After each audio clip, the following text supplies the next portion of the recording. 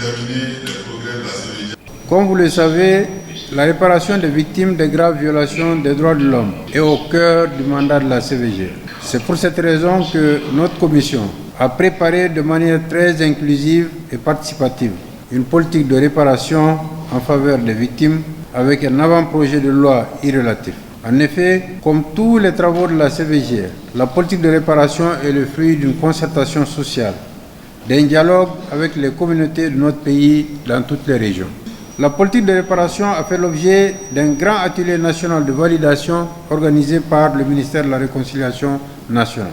Aujourd'hui donc, au moment où cette politique de réparation est sur la table du gouvernement, le moment nous semble particulièrement indiqué pour faire de cette conférence internationale un moment de plaidoyer pour la mise en place d'un fonds de réparation en faveur des victimes. La politique de réparation vise l'ensemble des victimes des violations des droits humains qui se sont enregistrées dans les antennes régionales de la CVGR.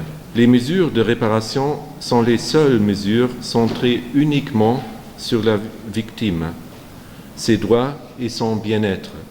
La réparation doit contribuer à la reconstruction et la réconciliation nationale en aidant les victimes et leurs communautés à devenir, encore une fois, des citoyens capables de reconstruire leur vie et ainsi de contribuer au grand processus de développement du pays. Je me réjouis d'ores et déjà d'apprendre qu'une politique nationale de réparation est en cours de préparation au Mali.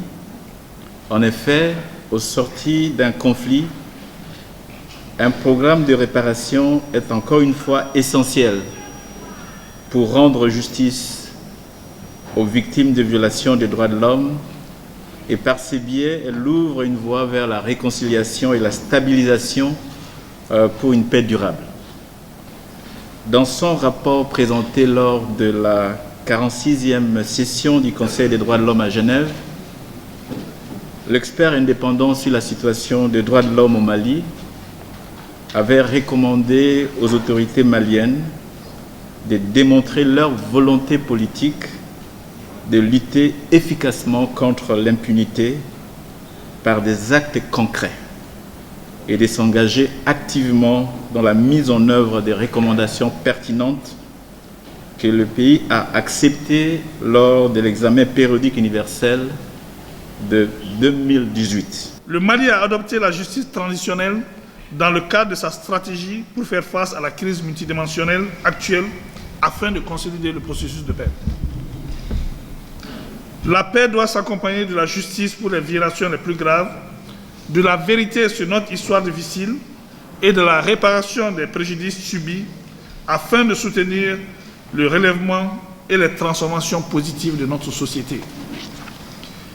Une véritable réconciliation implique donc la nécessité d'une justice transitionnelle transformatrice et la réparation joue un rôle essentiel car elle cherche à répondre aux dommages subis par les victimes en les aidant à reconstruire leur vie et en créant les meilleures conditions pour reconstruire la confiance et la solidarité sociale.